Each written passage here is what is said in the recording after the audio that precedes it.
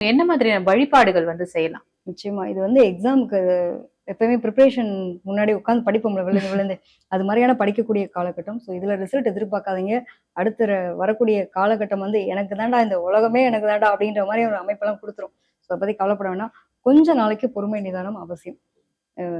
ஒரு இன்னைக்கு ஒரு இடத்துல தடுக்கி விழுந்துட்டோன்றக்கா நம்ம அப்படியே ஆயிட போறது கிடையாது. ஃபர்ஸ்ட் அந்த தன்னம்பிக்கையை மட்டும் நீங்க ஆல்ரெடி விடாத ஆளு. இந்த டைம் பீரியட்ல நீ எல்லாம் ஒரு ஆளான்னு கேட்டு எல்லாருமே தன்னம்பிக்கையை தட்டி தட்டி உட்கார வச்சிருவாங்க.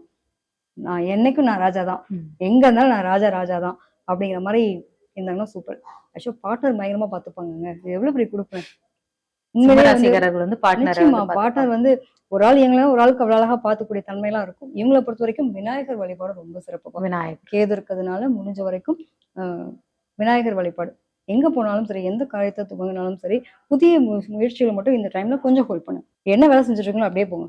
பெருசா வந்து இதை பெருசு பண்ணிடலாம், பிரான்ச்சைஸே பண்ணிடலாம் அப்படின்றதெல்லாம் வேண்டாம். கொஞ்சம் பொறுமை நிதானமா கொண்டு போனீங்க அப்படின்னா பெட்டரா இருக்கும். விநாயகருக்கு வந்து ஒரு சிதற தேங்காய் போட்டுட்டு உங்களுடைய காரியங்களை ஆரம்பிக்கட்டும். அதே மாதிரி ஒரு அருகம்புல்லுக்கு இணையான விஷயம் எதுவுமே கிடையாது. ஸோ ஒரு அருகம்புல்லை வச்சுட்டு விநாயகருக்கு ஒரு சிதற தேங்காய் சங்கடகர சதுர்த்தி வழிபட்டுட்டு போயிட்டு இருந்தாங்கன்னா வாழ்க்கை அமோகமா இருக்கும். எந்தவித பிரச்சனையும் இல்லை. முடிஞ்சது அப்படின்னா பிள்ளையார்பட்டி போயிட்டு வந்தாங்க உங்களோட வாழ்க்கையில திருப்பம் உண்டு. பிள்ளையார்பட்டி போயிட்டு வந்தோம்.